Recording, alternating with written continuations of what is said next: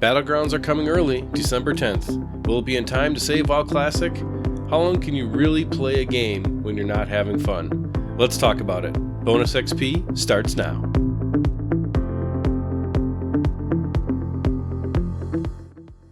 What's up everybody? Ronal here with another Bonus XP. Today, we need to talk about PvP and Blizzard changing their minds, most likely in reaction to the community on the Phase 3 release schedule. Also, how the current state of the player base has been affected by the release of the Phase 2 honor system and World PvP. And stick around to the end, we'll finish up with some information on overall realm faction balance. But first, be sure to leave a comment and let the community know what you're thinking about this or any other topic. We love interacting with you as you watch our videos and as you talk about your opinion on what we're discussing. Today especially is a controversial topic with regards to World PvP. We'd love to hear about your experience in Classic WoW. How has your gameplay been affected by World PvP, and are you still going to play? Has this not changed your mind at all? Or overall, what are you thinking about the game at this point? If you like this or any of our other content and we've earned a like and a subscribe, please go ahead and do that. It really helps YouTube let more people know about our channel and build a community around gaming. If you'd like to reach me directly, you can hit me up on Twitter at Ronal Gaming or send an email to xpmedia2020@gmail.com.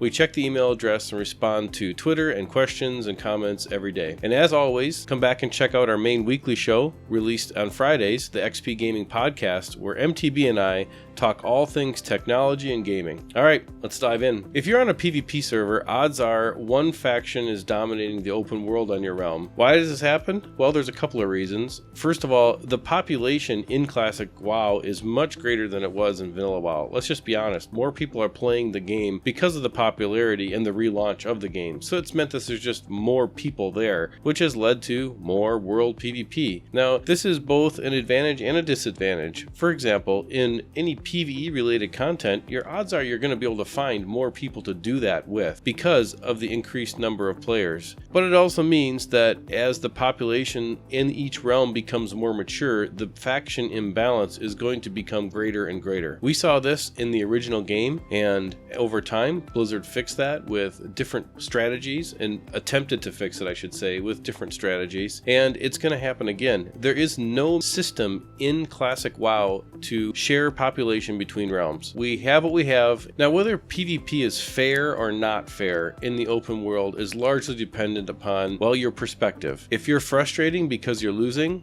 it's going to seem, well, it's not fair. If you're winning and you never have any kind of competition, it may seem like everything's great, but also there's a number of people where this isn't fun for them either. So what we're ending up with is a situation where people who are looking for something to do at max level have been grinding honor by griefing the population of everyone else around them, and it's just not fun. So whether or not that's fair or not, again, comes back to really if you're the population that's being griefed or not. Now, Blizzard's hope is that Battlegrounds will fix some of this. And I think what's really interesting in 2019 is they look at how the game is being played. Remember, we've touched on this in a couple of other of the XP Gaming podcasts. In general, all games are run and planning has been determined by analytics of how the player base is using the game. So, for example, I would be shocked if Blizzard did not have extensive analytics on how the player base is playing the game right now. And I think that you should largely expect to see changes like this happen in the future as the rollout of Classic WoW becomes a more mature thing. And what I mean by that is we're going to have a set of what Blizzard expects to happen over all the different phases, but the player base in general is going to largely determine how the different content is rolled out. If people consume all of the different content very quickly, we're going to see probably a little bit shorter of a time period in between the different content stages. If there's a period of time where a piece of content is taking longer and they still see the player base staying engaged, meaning player time is still high, then they're probably going to extend it or say it's not ready, but really what they're doing is extending it. If this works out, gameplay should even out over time. And what I mean by that is if Blizzard adjusts the phases, gameplay will even out because the content that people are doing will kind of guide the player into an area where it's more balanced. And everyone should be okay over time. Right now, we have a situation where the decision that they made to release the honor system without having a way to grind honor in a structured way totally screwed up the way that people play the game.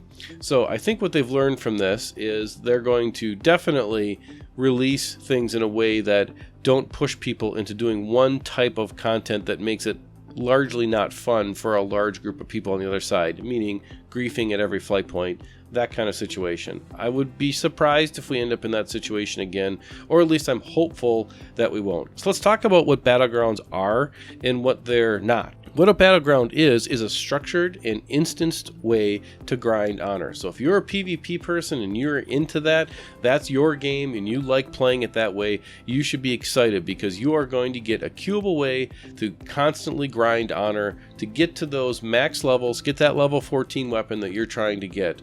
Now, if you're a PvE person playing on a PvP server, this should make your life a little bit easier. So you're trying to quest, you're trying to just go out in the open world and interact with the open world, and what you're going to end up with is a situation where the game is going to be much more playable because it comes down to efficiency, and at the end of the day, players will find the most efficient route to get to where they want to get to. And the most efficient route is not going to be roaming around the open world looking to grief players. The most efficient route is going to be queuing for Battlegrounds and doing structured and instant PvPs, most likely in raid groups if you're really super into PvP. I think that is going to be an overall a good thing for the game. I'm hopeful that it's happening soon enough that the fun factor of the last 3 weeks of gameplay hasn't deterred enough players from just quitting the game. And what do I mean by that? Well, the population will stay with the game largely just because of the fun factor. Meaning, if the game isn't fun, if you don't see value for the amount of time that you put in, you're just not going to do it because it's supposed to be fun. And why? This is recreation. It's not a second job. The state of the game right now, where you can play for hours at a time and really achieve little to no progress of your character, is not fun. And I would guess is causing a large number of players to stop playing right now. Now, the real question is going to be is how many of those players have stopped and are willing to come back once phase 3, or we'll call it phase 2.5, really, once Battlegrounds are released, and give the game another try.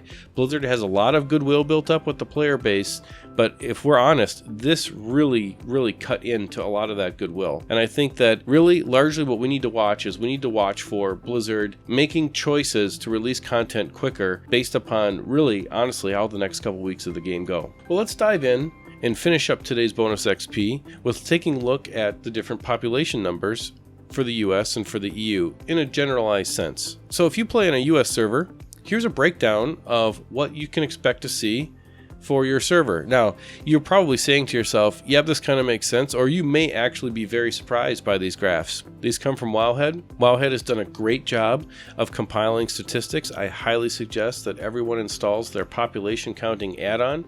It does nothing to your computer. It actually adds very little overhead to your gameplay itself, and it provides a very interesting look into the population demographics for the current game. So if you look right now, something that's very interesting to me personally is if you look at PvP versus PvE, or normal in this particular case is what Wowhead's calling it, the majority of Alliance players are playing on normal servers, right? And the majority of Horde players, percentage-wise, are playing on PvP servers. But if you look at PvP itself, has the majority of the population at 1.4 million players, roughly. I'm not getting into role-playing PvP servers. That's a little bit different. So if you look at that, Wowhead has cataloged 2.2 million characters on Classic WoW up to this point, and 1.4 million of those players are playing on PvP servers. And if you break that down even farther, 607,000 Alliance players to roughly 800,000 Horde players. And that kind of makes sense. Over WoW's history, the majority of PvP servers have largely been dominated by Horde players, for whatever reason. If you look at the normal server, there's quite a bit more Alliance players playing on PvE servers than there are Horde players. And again, I believe that holds true with kind of the history of the game for whatever reason. We're not going to get into that. All right, let's take a look at the EU. So in the EU, most of our audience is from North America, but our friends in the EO, I think it's very interesting. If you look there too, there are roughly the same amount of players, which puts the total population that's been observed with this Wowhead process at like 4.2 2 million roughly. And if you take a look here, same kind of thing. There are far more Alliance players proportionally playing on PvE servers than there are playing on PvP servers. And if you notice in the EU, there are some very large disproportional servers. For example, the bottom server on this list is almost 100% Alliance, and the top server on this list is, for all intents and purposes, almost 100% Horde. So I'd like to finish up by saying Blizzard is offering free faction transfers off of certain servers. You want to check the forums as this is changing all the time, but you may be able to transfer if you're on a server that is highly overpopulated in one direction and it's very much affecting your gameplay. Well, I'd like to finish there. Thank you everybody for sticking with this to the end. We certainly appreciate you checking out our content. Please remember to share it and like and comment on it, and we'll see you on the next video.